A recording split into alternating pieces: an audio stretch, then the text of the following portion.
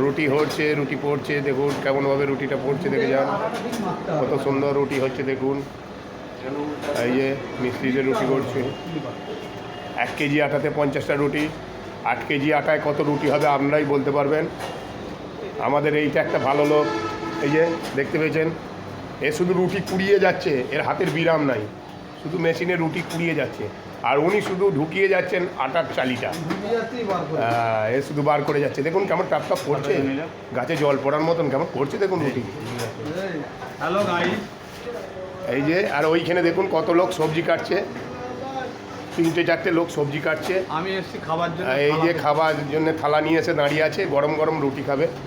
এই যে আবার দেখুন কেমন রুটি হচ্ছে, দেখে নিন। রসগোল্লা, খেজুর গুড়। এই যে ও মিস্ত্রি মশাই, আপনি একটুখানি আরেকবার তাকান আমার উপর, দয়া করে একটু তাকান। ও হচ্ছে না, একটু সামনে ভাগে আসেন স্যার, একটু সামনে ভাগে আসেন, একটু বলেন তো কিরম রুটি হয়।